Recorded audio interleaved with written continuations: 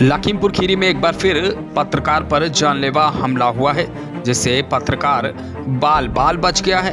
दरअसल लखीमपुर के खीरी थाना क्षेत्र निवासी अशरफ अंसारी, जो कि स्थानीय पत्रकार हैं, जिन पर कुछ गौकसी करने वाले दबंगों के द्वारा जानलेवा हमला करने की कोशिश की गई है, जिससे पत्रकारों में जमकर रोष दिखाई दे रहा है। जिसके बाद आक्रोशित पत्रकारों ने एकत्र होकर संबंधित थाने में पहुंचकर एक तहरीर दबंगों के खिलाफ दी है। इसी पर ज्यादा जानकारी के लिए हमारे साथ पीड़ित पत्रकार अशरफ अंसारी जुड़ चुके हैं। अशरफ, किस तरीके से इस घटना को अंजाम दिया गया है, क्या वजह रही आप पर यह हमला हुआ है?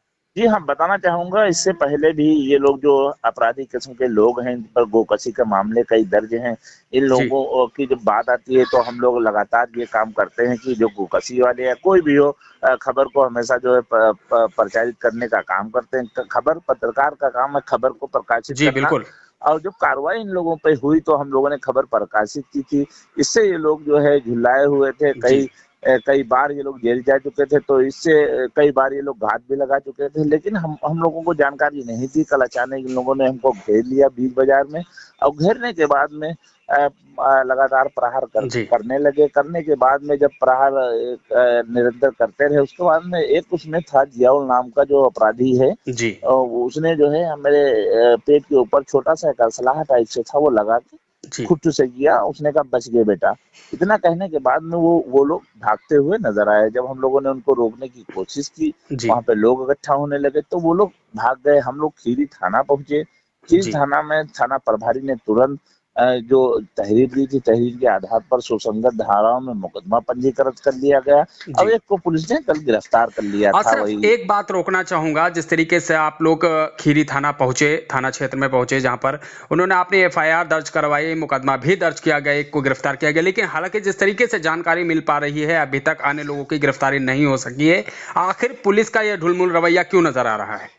जी हाँ, बिल्कुल बताना चाहूंगा। जिस तरीके से और घटना हुई है थाना खीरी में, तो आज जब थाना प्रभारी से सुबह मेरी बात हुई तो मैंने पूछा, सर उन लोगों को गिरफ्तार नहीं किया गया, दो अन्य लोग हैं। तो कहने लगे हम यहाँ दूसरे काम में हैं, जैसे ही पहुंचते हैं वैसे टीम बनाकर उन लोगों को पकड़ा जाएगा, आश्वासन देते हुए नजर आए थे। अशरफ, जिस तरीके से आए दिन पत्रकारों पर हमले होते हैं, सिर्फ पुलिस की ओर से आश्वासन मिलता है, क्या इस पर आला अधिकारी कोई संज्ञान नहीं लेते हैं? आखिर क्या है जो इन दबंगों के हौसले बुलंद दिखाई दे रहे हैं लखीमपुर में? बिल्कुल बताना चाहूंगा। जिस तरीके से गोकशी करने वाले लोग, एक जो पत्रकार है, जो समाज का एक आईना है, समाज की बातों को, प्रशासन की बातों को रखने का काम करता है। कभी कोई पीड़ित होता है, उसके लिए हम लोग आवाज उठाने का काम करते हैं, लेकिन आज पीड़ित पत्रकार ही नजर आ रहा है। जी बिल्कुल। ये हमला हम पर हुआ है तो सारे पत्रकारिता पर हमला हुआ है। जी बिल्कुल। आखिर जिस तरीके से ये चौथा स्तंभ है, इसको एक नजरिया अलग देखने का होता है, लेकिन आज के दौर में कहीं ना कहीं पत्रकार